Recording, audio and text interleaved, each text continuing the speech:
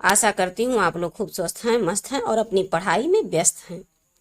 तो बच्चों, आइए हम आज आपके लिए लेके उपस्थित हुए हैं कथा साहित्य। कथा साहित्य में जो आपका भाग पाठ फर्स्ट है बच्चों, खून का रिश्ता, जो कि भीष्म साहनी द्वारा रचित है। आज हम इनको पढ़ेंगे। तो बच्चों, आप जुड़े हुए हैं किरण मैम के साथ लक्ष्य हिंदी क्लास चैनल में। बच्चों, इस चैनल के माध्यम से हम आपको डे बाय डे प्रतिदिन कक्षा 9, 10, 11 और 12 ये 4 क्लासेस के जो हिंदी विषय है उसको प्रोवाइड कर रहे हैं। तो आइए बच्चों, इस चैनल से जुड़िए और इसका भरपूर लाभ उठाइए।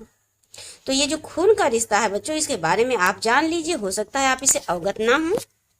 तो बच्चों, ये कहानी जो है, कथा साहित्य में कहानी आता है, इसमें कम से कम 4 से 5 लेखक द्वारा रचित कहानी दे दिया जाता है। जैसे ये आपका पहला पाठ है, भीष्म साहनी द्वारा रचित खून का रिश्ता। इसके बाद हम पढ़ेंगे फणीश्वर नाथ रेणु द्वारा रचित पंचलाइट कहानी को, और उसके बाद शिवानी लेखिका हैं, उनके द्वारा लाटी कहानी को पढ़ेंगे, और अमरकांत के बहादुर कहानी को। इसी प्रकार से निरंतर हम लोग पढ़ते जाएंगे। तो बच्चों, ये आपके एग्जाम में 2 प्रश्न इससे बनेंगे। पूछ लेगा कि कहानी की समीक्षा कीजिए, जो भी कहानी रहेगा, या फिर कोई भी उस कहानी का जो पात्र होगा उसका चरित्र चित्रण कीजिए, या फिर बच्चों कहानी के तत्व और तथ्यों का आधार मानकर इस पर कोई 2 प्रश्न ऐसे पूछे जाएंगे बच्चों, जिसमें से मात्र आपको एक क्वेश्चन करना रहेगा, जो कि 5 अंक का होता है। 5 अंक जिसमें निर्धारित किए जाते हैं। तो आइए बच्चों, इसी कहानी कथा साहित्य में पहला कहानी है आपका भीष्म साहनी द्वारा रचित खून का रिश्ता, जिसको हम पढ़ेंगे।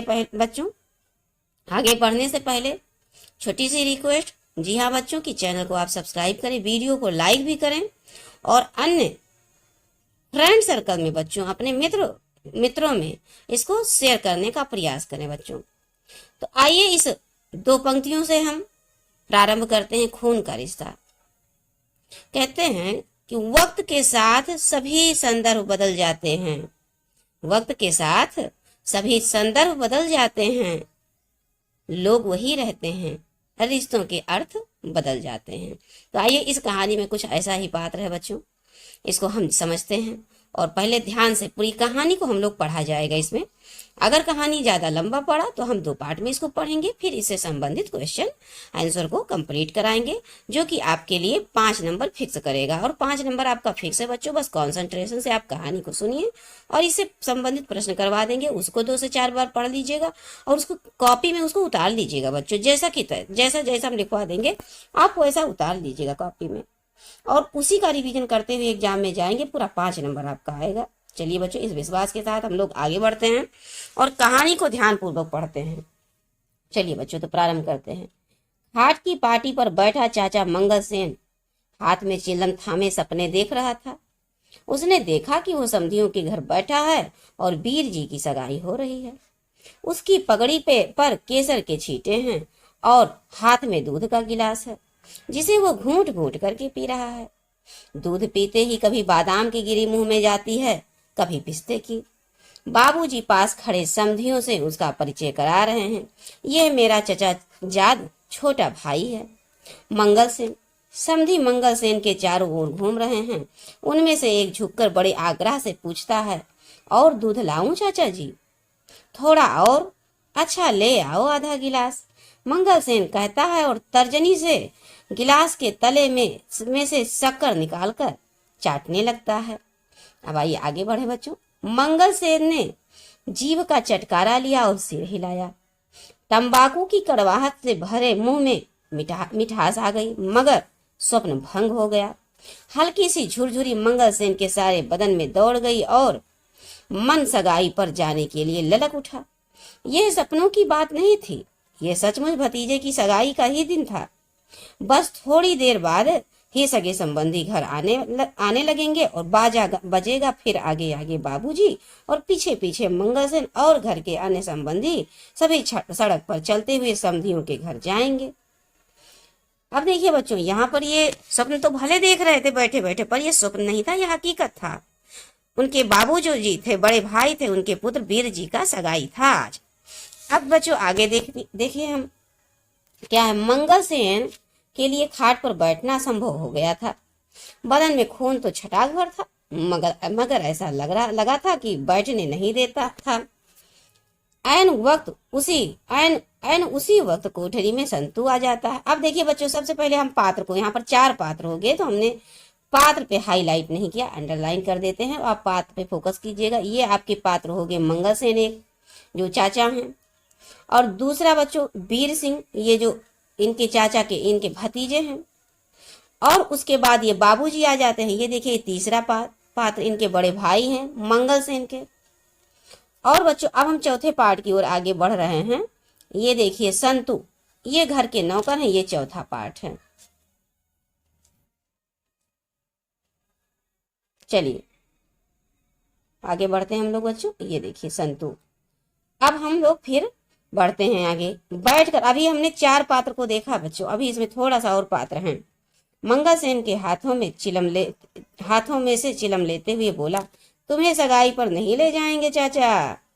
चाचा मंगल सेन बदन में सिर से पांव तक लर्जिश हुई, पर यह सोचकर किंतु संतू खिलवाड़ कर रहा है, बोला, बड़ों के साथ मजाक नहीं किया करते, कई बार कहा है। मुझे नहीं ले जाएंगे तो क्या तुझे ले जाएंगे? किसी को भी नहीं ले जाएंगे, वीर जी कहते हैं। सगाई डलवाने सिर्फ बाबूजी जाएंगे और कोई नहीं जाएगा। आगे देखो बच्चों, वीर जी आए हैं। चाचा मंगल सेन के बदन में फिर से लर्जिश हुई और दिल धक धक करने लगा। संतू घर का पुराना नौकर था, क्या मालूम ठीक ही कहता हो। ऊपर चलो, सब लोग खाना खा रहे हैं। संतू ने चिलम के 2 कस लगाए, फिर चिलम को ताक पर रखा और बाहर जाने लगा। दरवाजे के पास उसने फिर एक बार घूमकर हंसते हुए कहा, तुम्हें नहीं ले जाएंगे चाचा, शर्त लो, लगा लो शर्त, 2-2 रुपए की। बस बक बक नहीं कर, जा अपना काम देख। ऊपर रसोई घर में सचमुच बहस चल रही थी। संतू ने गलत नहीं कहा था। रसोई घर में एक तरफ दीवार पर पीठ लगाए बाबूजी बैठे खाना खा रहे थे। चौके के ऐन बीचों बीच में वीर जी और मनोरमा। देखिए बच्चों, ये 5वीं पात्र आ गई मनोरमा, जो कि वीर जी की बहन है। अब वीर जी बहन भाई एक साथ एक थाली में खाना खा रहे थे। माँ जी, लीजिए 5वां पात्र भी आ गया बच्चों। माँ जी सामने बैठी पराठे सेक रही थी। माँ बेटे को समझा रही थी, यही मौके खुशी के होते हैं बेटा, कोई पैसे का भूखा नहीं होता। अकेले तुम्हारे पिताजी सगाई डलवाने जाएंगे तो समधी जी भी इसे अपना अपमान ही समझेंगे। अब आगे, मैंने कह दिया माँ, मेरी सगाई 1.25 रुपए में होगी। केवल बाबूजी सगाई डलवाने जाएंगे, जो मंजूर नहीं हो तो अभी। अब देखिए बच्चों, माँ कहती हैं, बस बस आगे कुछ मत कहना। माँ ने झट से टोकते हुए कहा। फिर क्षुब्ध होकर बोली, जो तुम्हारे मन में आए करो, आजकल कौन किसकी सुनता है। छोटा सा परिवार और इसमें भी कोई काम ढंग से नहीं हुआ।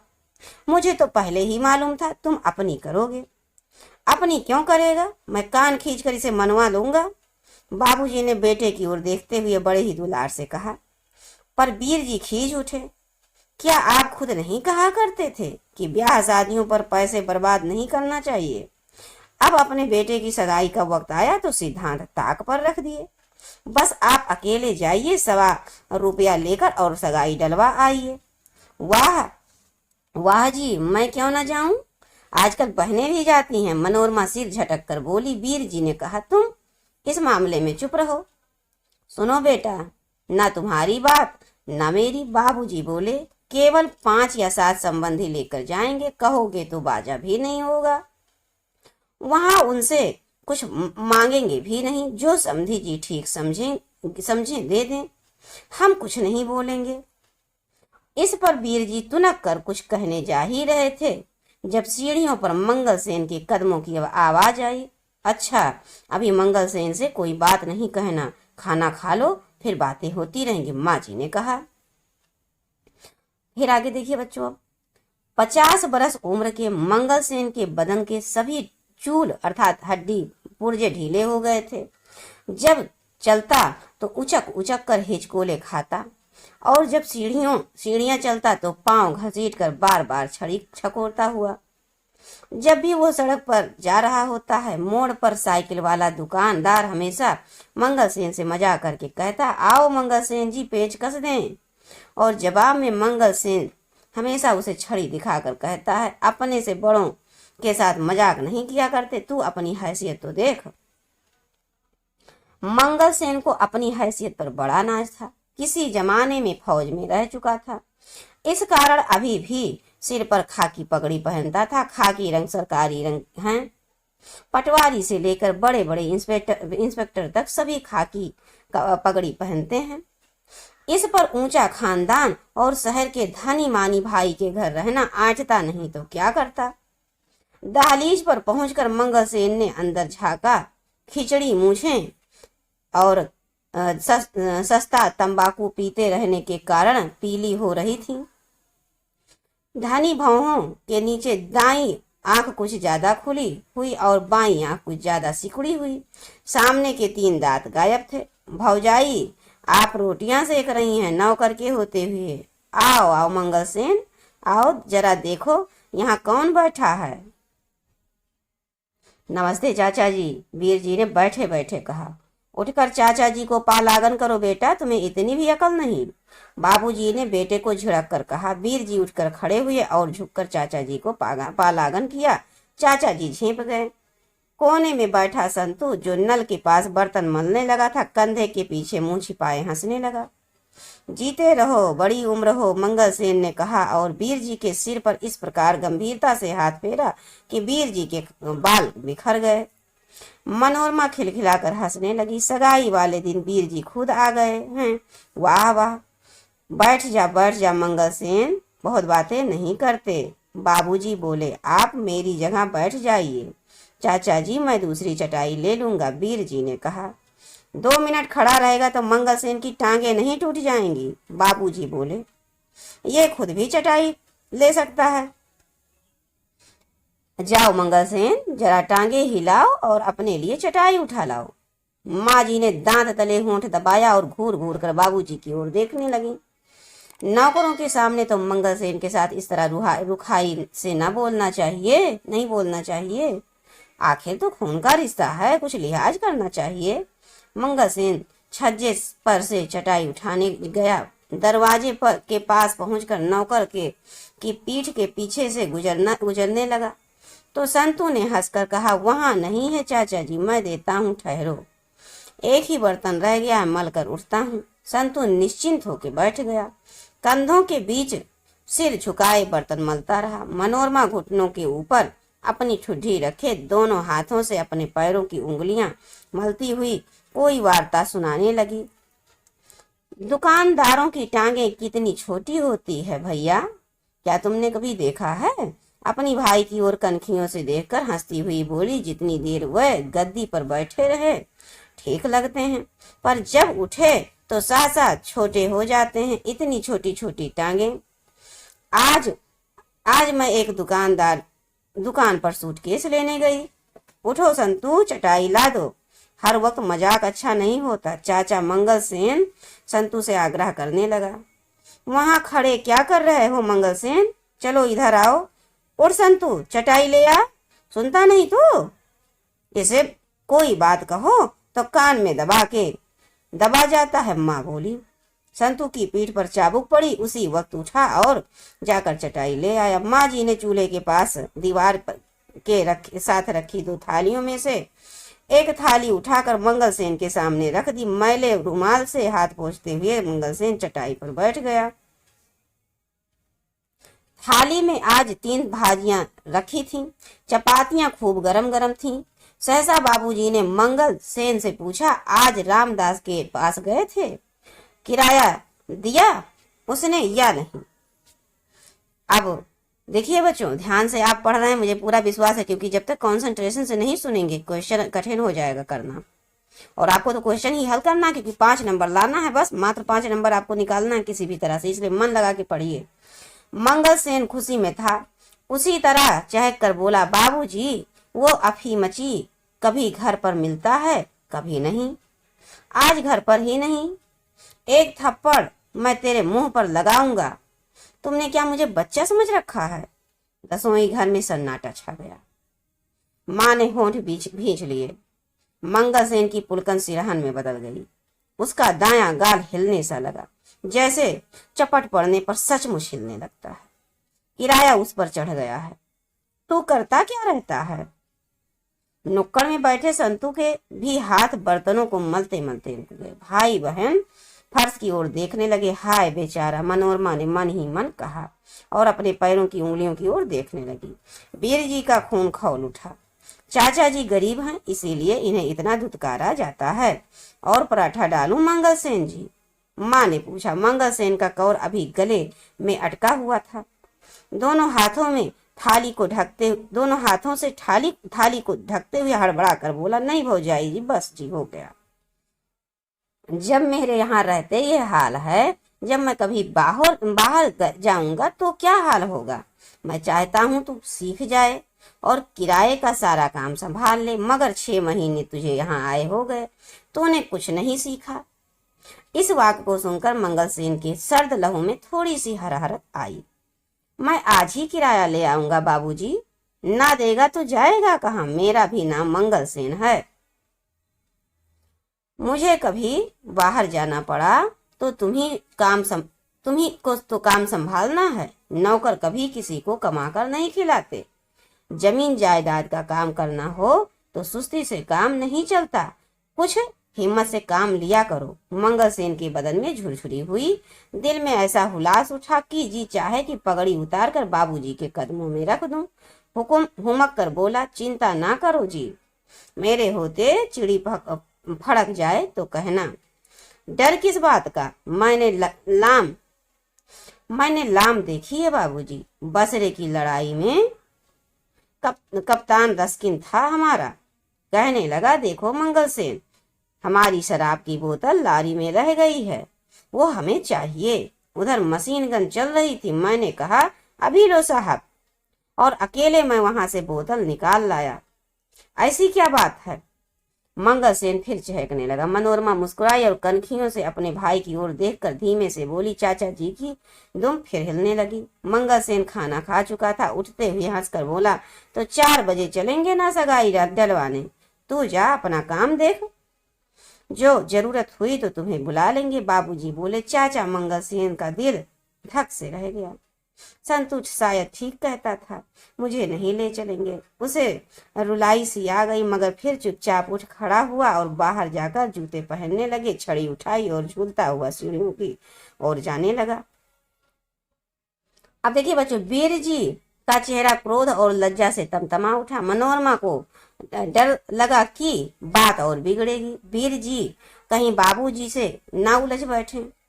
माँ जी को भी बुरा लगा। धीमे से कहने लगी, देखो जी, नौकरों के सामने मंगलसेन की आबरू का कुछ तो ख्याल रखा करो। आखिर तो खून का रिश्ता है, कुछ तो मुलाहिजा रखना चाहिए। फिर दिन भर आपका काम करता रहता है। मैंने उसे क्या कहा है? बाबूजी ने हैरान होकर पूछा। यूं रुखाई के साथ नहीं बोलते, वो क्या सोचता होगा? इस तरह से बेरुआई किसी की नहीं करनी चाहिए। क्या बक रही हो? मैंने उसे क्या कहा? बाबूजी बोले। सहसा वीर जी की ओर घूर कर कहने लगे, अब तू बोल भाई, क्या कहता है? कोई भी काम ढंग से करने देगा या नहीं? मैंने कह दिया पिताजी, आप अकेले जाइए और 1.25 रुपए लेकर सगाई डलवा लाइए। रसोई घर में चुप्पी छा गई। इस समस्या का कोई हल नहीं आ रहा था। वीर जी टस से मस नहीं हो रहे थे। सहसा बाबूजी ने सिर पर पगड़ी उतारी और सिर आगे झुकाकर बोले, कुछ तो इस सफेद बालों का ख्याल कर, क्यों हमें रुसवा करता है? वीर जी गुस्से में थे। चाचा मंगलसेन गरीब हैं, इसीलिए उनके साथ ऐसा बुरा व्यवहार किया जाता है। यह बात उसे खल रही थी, मगर जब बाबूजी ने पगड़ी उतारकर अपने सफेद बालों की दुहाई दी तो सहम गया। फिर साहस करके बोला, यदि आप अकेले नहीं जाना चाहते तो चाचा जी को साथ ले जाइए। बस 2 जने चले जाइए। कौन से चाचा को? माँ जी ने पूछा। चाचा मंगलसेन को। कोने में बैठे संतु ने भी हैरान होकर सिर उठाया। माँ झट से बोली, हाय हाय बेटा, शुभ शुभ बोल। अपने रईस भाइयों को छोड़कर इस मरदूद को साथ ले जाएंगे, सारा शहर थू थू करेगा। माँ जी, अभी तो आप ही कह रही थी खून का रिश्ता है, किधर गया खून का रिश्ता? चाचा जी गरीब हैं इसलिए। मैं कहती हूँ यह न जाएं, यह भी जाएं, लेकिन संबंधी भी तो जाएं, और संबंधी भी तो जाएं अपने धनी मानी संबंधियों को छोड़कर, और इस बहरूपियों को साथ साथ ले जाएंगे। क्या अच्छा लगेगा? तो फिर बाबूजी अकेले जाएं। वीर जी परेशान हो उठे। मैंने जो कहना था कह दिया। अब तो तुम्हारे मन में आए जो तुम्हारे मन में आए करो, मेरा इसे कोई वास्ता नहीं। और उठकर रसोई घर से बाहर चले गए। बेटे के यूं उठ जाने से रसोई घर में चुप्पी छा गई। माँ और बाप दोनों का मन खिन्न हो उठा। ऐसा शुभ दिन हो, बेटा घर पर आए और यूं तकरार होने लगे। माँ का दिल टूक टूक होने लगा। उधर बाबूजी का क्रोध बढ़ रहा था। उनका जी चाहता था कि कह दें, जा फिर, मैं भी नहीं जाऊंगा, भेज जिसको भेजना चाहता है। मगर यह वक्त झगड़े को लंबा करने का न था। सबसे पहले माँ ने हार मानी। क्या बुरा कहता है, आजकल के लड़के माँ बाप के हजारों रुपए लुटा देते हैं। इसके विचार तो कितने ऊंचे हैं। यह तो 1.25 में सगाई करना चाहता है। तुम मंगल सेन को ही अपने साथ ले जाओ, अकेले जाने से तो अच्छा है। बाबूजी बड़बड़ाए, बहुत बोले, मगर आखिर चुप हो गए। बच्चों के आगे किस माँ बाप की चलती है। और चुपचाप उठकर अपने कमरे में जाने लगे। जा संतु, मंगल सेन को कह तैयार हो जाए। माँ जी ने कहा। मनोरमा चहक उठी और भागी हुई वीर जी को बताने गई कि बाबूजी मान गए हैं। मंगल सेन को जब मालूम हुआ कि अकेला वही बाबूजी के साथ जाएगा, तो कितनी ही देर तक वो कोठरी में उचकता और चक्कर लगाता रहा। बदन का छटाक भर खून भी फिर उछलने लगा। जी चाहा कि संतु से उसी वक्त शर्त के 2 रुपए रखवा ले। क्यों ना हो, आखिर मुझसे बड़ा संबंधी है भी कौन। मुझे नहीं ले जाएंगे तो किसे ले जाएंगे? मैं और बाबूजी ही इस घर के करतावा हैं, और कौन है? जितना ही अधिक वो इस बात पर सोचता, उतना ही अधिक उसे अपने बड़प्पन पर विश्वास होने लगता। आखिर उसने कोने में रखी टंकी को खोला और कपड़े पहनने लगे। घंटा भर बाद जब मंगल सेन तैयार होकर आंगन में आया, तो माँ जी का दिल बैठ गया। ये सूरत लेकर संबंधियों के यहाँ जाएगा। मंगल सेन ने के सिर पर खाकी पगड़ी, नीचे मैली कमीज के ऊपर खाकी फौजी कोट, जिसके धागे निकल रहे थे, और धारीदार पाजामा और मोटे मोटे काले बूट। माँ को रुलाई आ गई, पर यह अवसर रोने का नहीं था। अपने रुलाई को दबाती हुई वो आगे बढ़ गई। मनोरमा, जा भाई की अलमारी में से एक धुला पाजामा निकाल ला। फिर बाबूजी के कमरे की ओर मुंह करके बोली, सुनते हो जी, अपनी एक पगड़ी इधर भेज देना। मंगल सेन के पास ढंग से पगड़ी नहीं है। मंगल सेन का कायाकल्प होने लगा। मनोरमा पाजामा ले आई, संतु बूट पॉलिश करने लगा। आंगन के ऐन बीचों बीच एक कुर्सी पर मंगल सेन को बिठा दिया गया और परिवार के लोग उसके आसपास भाग दौड़ करने लगे। कहीं मनोरमा की दो सहेलियां भी आ पहुंची थी। मंगल सेन पहले से भी छोटा लग रहा था। नंगा सिर, दोनों हाथ घुटनों के बीच जोड़े, वो आगे की ओर झुककर बैठा था। बार बार उसे रोमांच हो रहा था। मंगल सेन का स्वप्न सचमुच साकार हो उठा। संबंधियों के घर में उसकी वो आव भगत हुई कि देखते बनता था। मंगल सेन आराम कुर्सी पर बैठा था और पीछे एक आदमी खड़ा पंखा झल रहा था। संबंधी आगे पीछे हाथ बांधे घूम रहे थे। एक आदमी ने सचमुच झुककर बड़े आग्रह से कहा, और दूध लाऊं चाचा जी? थोड़ा सा और जवाब में मंगल सेन ने कहा, हाँ, आधा गिलास ले आओ। संबंधियों के घर की ऐसी सज धज की मंगल सिंह दंग रह गया और उसका सिर हवा में तैरने लगा। आवाज ऊंची करके बोला, लड़की कुछ पढ़ी लिखी भी है या नहीं? हमारा बेटा MA पास है जी, आपकी दया से लड़की भी इस साल BA पास है। घर का काम धंधा भी कुछ जानती है या सारा वक्त किताबें ही पढ़ती रहती है जी, थोड़ा बहुत जानती है। थोड़ा बहुत क्यों, आखिर सगाई डलवाने का वक्त आया। समधी बादामों से भरे कितने ही थाल लाकर बाबूजी और मंगल सेन के सामने रखने लगे। बाबूजी ने हाथ बांध दिए। मैं तो केवल एक रुपया और 4 आने लूंगा। मेरा इन चीजों में विश्वास नहीं है। हमें अब पुरानी रस्मों को बदलना चाहिए। आप सलामत रहें। आपका 1.25 रुपया भी मेरे लिए 1.25 लाख के बराबर है। आपको किस चीज की कमी है लाला जी? पर हमारा दिल रखने के लिए कुछ स्वीकार कर लीजिए। बाबूजी मुस्कुराए। नहीं महाराज, आप मुझे मजबूर ना करें, ये वसूल की बात है। मैं तो 1.25 रुपया ही लेकर जाऊंगा। आपका सितारा बुलंद रहे। आपकी बेटी हमारे घर आएगी तो साक्षात लक्ष्मी विराजेगी। मंगल सेन के लिए चुप रहना असंभव हो रहा था। हुमक कर बोला, एक बार कह जो दिया कि हम 1.25 रुपया ही लेंगे, आप बार बार तंग क्यों करते हैं? बेटी के पिता हंस दिए और पास खड़े अपने किसी संबंधी के कान में बोले, लड़के के चाचा हैं दूर के, घर में टिके हुए हैं, लाला जी ने आसरा दे रखा है। आखिर संबंधी अंदर से एक थाल ले आए जिस पर लाल रंग का रेशमी रुमाल बिछा था और बाबूजी के सामने रख दिया। बाबूजी ने रुमाल उठाया तो नीचे चांदी के थाल में चांदी की 3 चमचम करती कटोरियां रखी हुई थी। एक में केसर, दूसरी में रांगला धागा और तीसरी में चमकता चांदी का रुपया और चमकती चवन्नी। इसके अलावा 3 कटोरियों में 3 छोटे छोटे चांदी के चम्मच रखे थे। आपने आखिर अपनी ही बात की। बाबूजी ने हंसकर कहा, मैं तो केवल 1.25 रुपया लेने आया था, मगर थाल स्वीकार कर लिया और मन ही मन कटोरियों, थाल और चम्मचों का मूल्य आंकने लगे। मनोरमा और की सहेलियां छज्जे पर खड़ी थीं। जब दोनों भाई सड़क पर आते दिखाई दिए, मंगल सेन के कंधे पर थाल था, लाल रंग के रुमाल से ढका हुआ, और आगे आगे बाबूजी चले आ रहे थे। वीर जी अब भी अपने कमरे में थे और पलंग पर लेटे किसी नावेल पन्नों में अपने मन को लगाने का विफल प्रयास कर रहे थे। अर्थात उनका मन पढ़ाई में नहीं लग रहा था। जिसका सगाई हो रहा हो वो पढ़ाई क्या करेंगे? उनका माथा थका हुआ था, मगर हृदय धूमिल भावनाओं से उद्वेलित होने लगा था।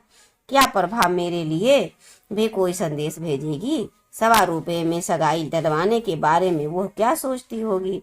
मन ही मन तो जरूर मेरे आदर्शों को सराहती होगी। मैं एक गरीब आदमी को अपने सगाई डलवाने के लिए भेजा, इससे अधिक प्रत्यक्ष प्रमाण मेरे आदर्शों का क्या हो सकता है? लाख लाख बधाइयां भौजाई जी। घर में कदम रखते ही मंगल सेन ने आवाज लगाई। मनोरमा और उसकी सहेलियां भागती हुई जंगले पर आ गईं। बाबूजी गंभीर मुद्रा बनाए आंगन में आए और कड़ी छड़ी कोने में रखकर अपने कमरे में चले गए। मनोरमा भागती हुई नीचे आई और झपट कर थाल चाचा मंगल सेन के हाथों से छीन लिया। कैसी पगली है, 2 मिनट इंतजार नहीं कर सकती? वाह वाह जी, मनोरमा ने हंसकर कहा। वाह जी वाह, मनोरमा ने हंसकर कहा। बाबूजी की पगड़ी पहन ली तो बाबूजी ही बन बैठे। लाइए मुझे दीजिए, आपका काम पूरा हुआ। माँ जी की दोनों बहनें जो इस बीच आ गई थीं, माँ जी से गले मिलकर बधाई देने लगी। आवाज सुनकर बीर जी भी जंगले पर थाल पर रखे लाल रुमाल को देखते ही उनका रोम रोम पुलकित हो उठा। सहसा ही वो ससुराल की चीजों से गहरा लगाव महसूस करने लगे और इस रुमाल को जरूर प्रभा ने अपने हाथों से छुआ होगा। उनका जी चाहा कि रुमाल को हाथ में लेकर चूम लें। इस भेंट को देखकर उनका मन प्रभा से मिलने के लिए बेताब होने लगा। माँ जी ने थाल पर से रुमाल उठाया और चमकती कटोरियां, चमकता थाल, बीच में रखे चम्मच। वीर जी को महसूस हुआ जैसे प्रभा ने अपने गोरे गोरे हाथों से इन चीजों को करीने से सजा कर रखा होगा। पानी पिलाऊं सन्नू? चाचा मंगल सेन ने आंगन में कुर्सी पर बैठते हुए टांग के ऊपर टांग रखकर संतू को आवाज लगाई।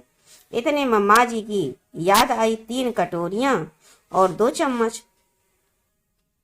ये 3 कटोरियां 2 चम्मच, ये क्या हिसाब हुआ? क्या 3 चम्मच नहीं दिए समधियों ने? फिर बाबूजी के कमरे की ओर मुंह करके बोली, अजी सुनते हो? तुम भी कैसे हो? आज के दिन भी कोई अंदर जाकर बैठता है? क्या है? बाबूजी ने अंदर से ही पूछा। कुछ बताओ तो सही समधियों ने। क्या कुछ दिया है? बस थाली में जो कुछ है वही दिया है। तेरे बेटे ने मना जो कर दिया था। क्या 3 कटोरियां थीं और 2 चम्मच थे? चम्मच तो यहाँ सिर्फ 2 रखे हैं। नहीं नहीं, ध्यान से देखो, जरूर 3 होंगे। मंगल सेन से पूछो, वही थाल उठाकर लाया था। मंगल सेन जी, तीसरा चम्मच कहाँ है? देखिए बच्चों, अब आगे इसका बड़ा ही मार्मिक चित्रण किया है। मंगल सेन संतू को सगाई का ब्यौरा दे रहा था। संबंधी हमारे सामने हाथ बांधे खड़े हुए थे, जैसे नौकर हूं। लड़की बड़ी सुशील है, बड़ी सलीके वाली है, बीए पास है, सीना पिरोना भी जानती है। मंगल सेन जी, तीसरा चम्मच कहाँ है? कौन सा चम्मच? वही थाल में होगा। मंगल सेन ने लापरवाही से जवाब दिया, थाल में तो नहीं है। तो उन्होंने 2 ही चम्मच दिए होंगे। बाबूजी ने थाल लिया था। हमें बेवकूफ बना रहे हो मंगल सेन जी, तुम्हारे भाई कह रहे हैं 3 चम्मच थे। इतने में बाबूजी की गरज सुनाई दी, इसीलिए मेरे साथ गए थे कि चम्मच गंवा आओगे। कुछ नहीं तो 5-5 रुपए एक चम्मच का होगा। मंगल सेन ने लापरवाही से कुर्सी पर से उठकर कहा, मैं अभी जाकर पूछ आता हूँ, इसमें क्या है, हो सकता है उन्होंने ही 2 चम्मच रखे हों।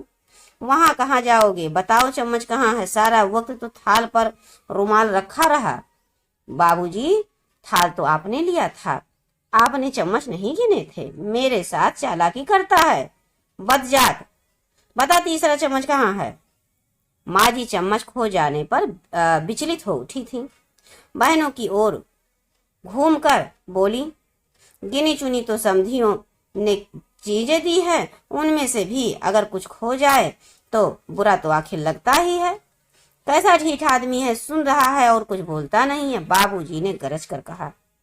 चम्मच खो जाने पर अचानक वीर जी को बेहद गुस्सा आ गया। प्रभा ने चम्मच भेजा और उन तक पहुंचा ही नहीं। प्रभा के प्रेम की पहली निशानी ही खो गई। वीर जी सहसा आवेश में आ गए और वीर जी ने आओ देखा न ताव मंगल सेन के पास जाकर उसे दोनों कंधों से पकड़ कर झिझोड़ दिया। आपको इसीलिए भेजा था कि आप चीजें गवाएं। सभी चुप हो गए। सकता सा छा गया। वीर जी खिन्न से महसूस करने लगे कि मुझसे ये क्या भूल हो गई, और झेप कर वापस जाने लगे। तुम बीच में मत पड़ो बेटा, अगर चम्मच खो गया है तो तुम्हारी बला से। सबका धर्म अपने अपने साथ है, एक चम्मच से कोई अमीर नहीं बन जाएगा। जब जेब तो देखो इसकी, बाबूजी ने गरज कर कहा। मौसियां झेप गईं और पीछे हट गई। देखिए बच्चों, कितना मार्मिक चित्रण है। एक गरीब व्यक्ति का कोई रिश्ता नाता नहीं होता, कोई मान सम्मान नहीं होता। आप यहाँ पर अच्छे से समझिए। पर मनोरमा से ना रह गया। झट से आगे बढ़कर वो जेब देखने लगी। रसोई घर की दहलीज पर संतू हाथ में पानी का गिलास उठाए रुक गया और मंगल सेन की ओर देखने लगा। चाचा मंगल सेन खड़ा कभी एक सा मुंह देख रहा था, कभी एक का मुंह देख रहा था, कभी दूसरे का। वो कुछ कहना चाहता था मगर मुंह से एक शब्द भी नहीं निकल रहा था। एक जेब से मैला सा रूमाल निकला, फिर बीड़ियों की गड्डी, माचिस, छोटा सा पेंसिल का टुकड़ा। इस जेब में तो नहीं है, मनोरमा बोली और दूसरी जेब देखने लगी। मनोरमा एक एक चीज निकालती और अपनी सहेलियों को दिखा दिखा कर हंसती। दाई जेब में कुछ खनका। मनोरमा चिल्ला उठी, कुछ खनका है, इसी जेब में है, चोर पकड़ा गया। तुमने सुना मालती? जेब में टूटा हुआ चाकू रखा था जो चाबियों के गुच्छे से लगकर खनका था। छोड़ दो मनोरमा, जाने दो, सबका धर्म अपने अपने साथ है। आपसे चम्मच अच्छा नहीं है मंगल सेन, आपसे चम्मच अच्छा नहीं है मंगल सेन, लेकिन यह सगाई की चीज थी। मंगल सेन की सांस फूलने लगी और टांग कांपने लगी, लेकिन मुंह से एक शब्द भी नहीं निकल पा रहा था। दोनों कान खोल कर सुन ले मंगल सेन, बाबूजी ने गरज कर कहा। मैं तेरे से 5 रुपए चम्मच के ले लूंगा, इसमें मैं कोई लिहाज नहीं करूंगा। मंगलसेन खड़े खड़े गिर पड़ा। बधाई बहन जी। नीचे आंगन में से 3-4 स्त्रियों की आवाज एक साथ आ गई। मंगलसेन गिरा भी अजीब ढंग से, धम्म से जमीन पर जो पड़ा तो उकड़ू हो गया और पगड़ी उतार कर गले में आ गई। मनोरमा अपनी हंसी रोके ना रोक सकी। देखो जी, कुछ तो ख्याल करो, गली मोहल्ला सुनता होगा, इतनी रुखाई से भी कोई बोलता है। माँ जी ने कहा। फिर घबराकर संतू से कहने लगे, इधर आओ संतू और इन्हें छज्जे पर लिटाओ। वीर जी फिर खिन्न सा अनुभव करते हुए अपने कमरे में चले गए। मैंने जल्दबाजी की, मुझे बीच में नहीं पड़ना चाहिए था। इन्होंने चम्मच कहाँ चुराया होगा, जरूर कहीं गिर गया होगा। बाबूजी नीचे अपने कमरे में चले गए। शीघ्र ही घर में ढोलक बजने की आवाज आने लगी। मनोरमा और उसकी सहेलियां आंगन में कालीन बिछवा कर बैठ गईं। ढोलक की आवाज सुनकर पड़ोसिने घर में बधाई देने आने लगी। ऐन उसी वक्त गली वाले दरवाजे के पास एक लड़का आकर खड़ा हुआ। संकोच बस वो नीचे नहीं कर पा रहा था कि अंदर जाए या वहीं खड़ा रहे। मनोरमा ने देखते ही पहचान लिया, प्रभा का भाई है, वीर जी का साला है। भागी हुई उसके पास जा पहुंची और शरारत से उसके सिर पर हाथ फेरने लगी। आओ बेटा जी, अंदर आओ, यहाँ पड़ोस में रहते हो ना? नहीं, मैं प्रभा का भाई हूँ। मिठाई खाओगे? मनोरमा ने फिर शरारत से कहा और हंसने लगी। नहीं, मैं तो ये देने आया हूँ, उसने कहा और जैकेट की एक जेब से एक चमकता हुआ सफेद चम्मच निकाला और मनोरमा के हाथ में देकर उन्हीं कदमों से वापस लौट गया। हाय, चम्मच मिल गया माजी, चम्मच मिल गया। पर माजी संबंधियों से घिरी हुई थी।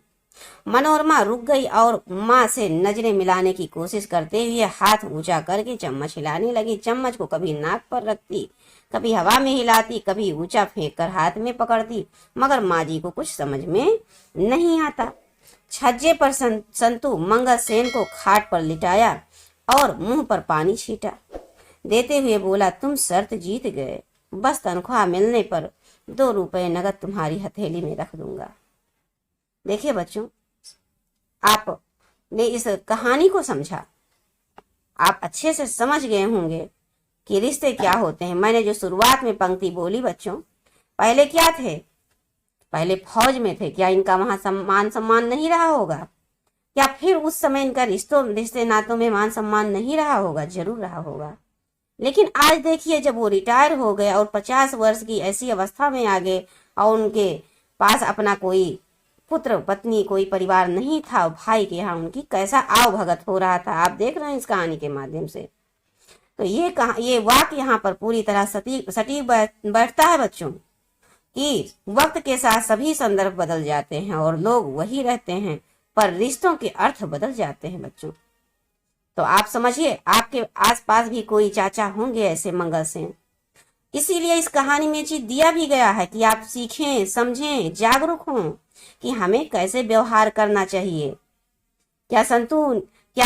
क्या मंगलसेन उनके घर पे रह के कोई काम नहीं कर रहे थे? क्या उनके घर पे वो काम जो वो कर रहे थे कोई और करता तो क्या उसका सैलरी नहीं बनता? वो अपने घर पे जाके उस सैलरी से मान सम्मान के साथ रहता। लेकिन नहीं, परिवार होना और परिवार का मान सम्मान होना दोनों अलग अलग चीजें हैं बच्चों। इसीलिए अपने परिवार में मान सम्मान बनाए रखना चाहिए, कभी किसी को छोटा और बड़ा नहीं समझना चाहिए। इसीलिए हम वो माँ बाप पढ़ाते हैं, विद्यालय भेजते हैं, यही सब कहानी से पढ़कर सीखें, जागरूक हों, समझदार बने।